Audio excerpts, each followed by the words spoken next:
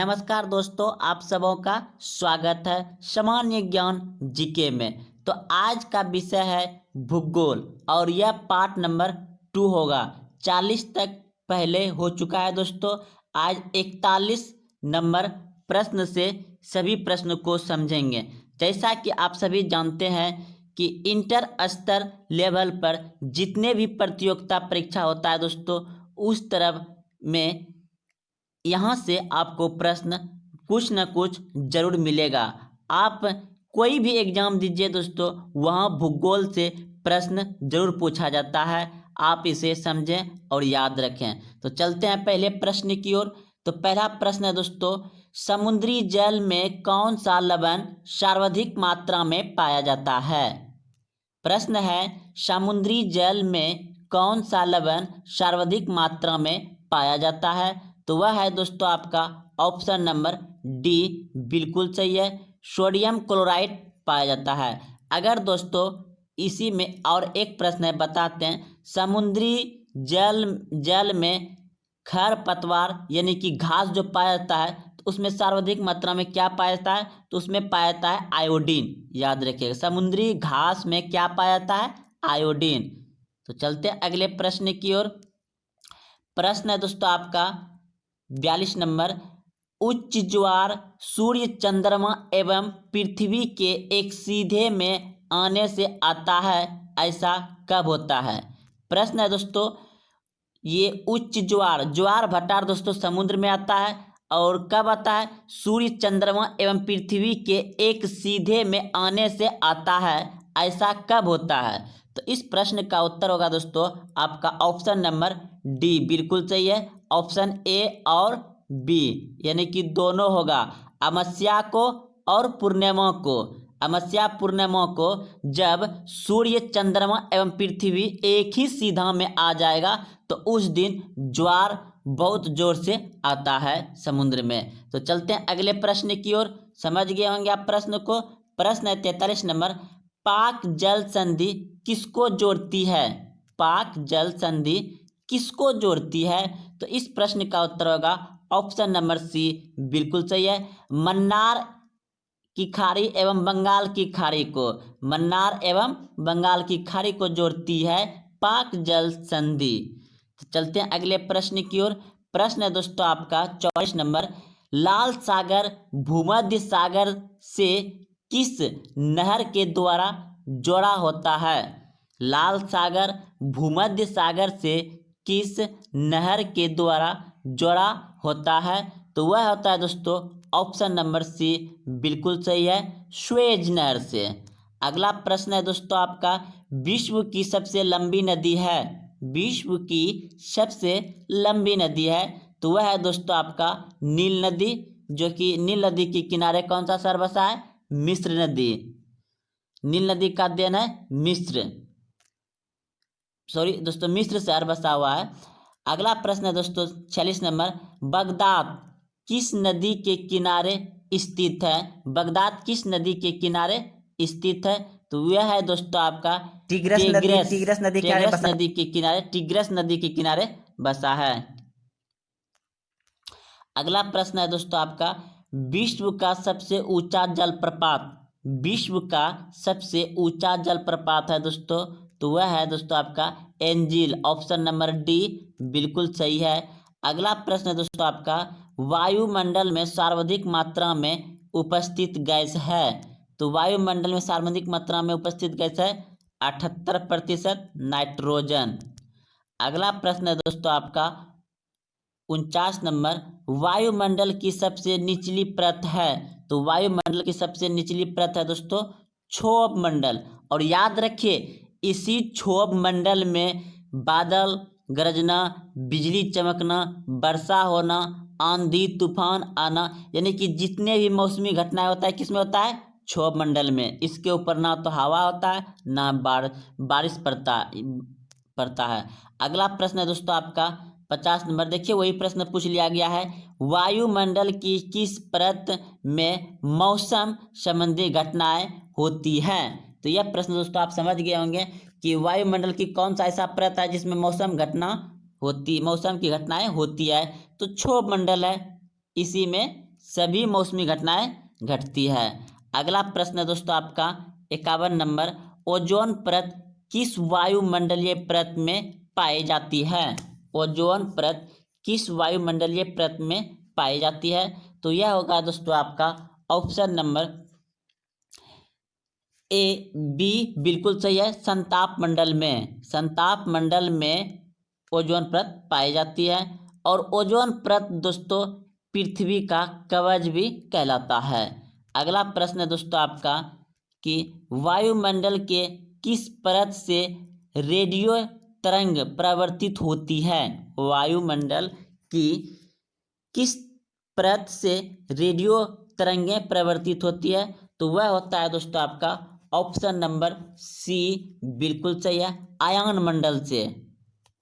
अगला प्रश्न है वायु दाब मापने का यंत्र है। वायु दाब मापने का यंत्र है तो वह है दोस्तों ऑप्शन नंबर बी बिल्कुल सही है, बैरोमीटर। अगला प्रश्न है दोस्तों आपका वायुमंडल की आर्द्रता मापने वाला यंत्र है। वायुमंडल की आर्द्रता मापने वाला यंत्र है तो वह है दोस्तों आपका ऑप्शन नंबर सी बिल्कुल सही है, हाइग्रोमीटर। अगला प्रश्न है दोस्तों आपका ओजोन परत पृथ्वीवासियों की रक्षा करती है। ओजोन परत पृथ्वीवासियों की रक्षा करती है तो किससे करती है दोस्तों? तो इस प्रश्न का उत्तर होगा आपका ऑप्शन नंबर डी बिल्कुल सही है। इस प्रश्न का उत्तर है ऑप्शन नंबर डी। ओजोन पृथ्वीवासियों की रक्षा किससे करती है? तो वह करता है दोस्तों सूर्य से निकलने वाली अल्ट्रावायलेट किरण से। यानी कि सूर्य से जो खतरनाक किरण निकलता है दोस्तों, जैसे पराबैंगनी किरण हो गया और अल्ट्रावायलेट सब किरण जैसे निकलता है, उसी से हम लोगों को रक्षा करता है कौन? ओजोन परत। इसलिए आपको पहले बताए थे कि ओजोन परत जो है पृथ्वी का कवच है। तो अगला प्रश्न दोस्तों है अब आपका कि विश्व में चावल का सर्वाधिक उत्पादक देश है। तो वह है दोस्तों चीन। विश्व में सर्वाधिक चावल का उत्पादक देश है तो वह कौन सा देश है? आपका चीन है। अगला प्रश्न देखते हैं दोस्तों, विश्व में चाय का सर्वाधिक उत्पादक देश है तो यह भी है दोस्तों आपका चीन। ऑप्शन नंबर सी बिल्कुल सही है। अगला प्रश्न दोस्तों, विश्व में केले का सबसे ज़्यादा उत्पादन करने वाला देश। तो विश्व में सबसे ज़्यादा केला उत्पादन करने वाला देश कौन सा है? तो भारत देश है दोस्तों। ऑप्शन नंबर ए बिल्कुल सही है। 59 नंबर प्रश्न है दोस्तों आपका, विश्व में लौह अयस्क का सबसे ज़्यादा उत्पादन करता है। तो यह भी दोस्तों करता है चीन में ही। ऑप्शन नंबर ए बिल्कुल सही है। अगला प्रश्न है दोस्तों, विश्व में कोयले का सबसे ज़्यादा उत्पादन करता है। विश्व में कोयले का सबसे ज़्यादा उत्पादन करता है दोस्तों। तो इस प्रश्न का भी उत्तर होगा आपका चीन। ऑप्शन नंबर डी बिल्कुल सही है। अगला प्रश्न है दोस्तों, विश्व में टीन का सर्वाधिक उत्पादक देश है। विश्व में टीन का सर्वाधिक उत्पादक देश है तो यह भी होगा दोस्तों आपका चीन। ऑप्शन नंबर बी बिल्कुल सही है। अगला प्रश्न है, पूर्व का मैनचेस्टर किसे कहा जाता है? पूर्व का मैनचेस्टर किसे कहा जाता है? तो कहा जाता है ओसाका को। ऑप्शन नंबर बी बिल्कुल सही है। प्रश्न है 63 नंबर, संसार की छत किसे कहा जाता है? संसार की छत किसे कहा जाता है? तो ऑप्शन नंबर ए बिल्कुल सही है, पामीर का पठार। पामीर का पठार। अगला प्रश्न है दोस्तों आपका 64 नंबर, निम्नलिखित में से किस शहर को इंटरनल सिटी या होली सिटी कहा जाता है? तो यह है दोस्तों आपका ऑप्शन नंबर सी बिल्कुल सही है, रोम को। अगला प्रश्न है दोस्तों, दक्षिण ध्रुव पर पहुंचने वाला प्रथम व्यक्ति है। दक्षिण ध्रुव पर पहुंचने वाला प्रथम व्यक्ति है तो वह है दोस्तों आपका ऑप्शन नंबर डी बिल्कुल सही है, एमंड सेन।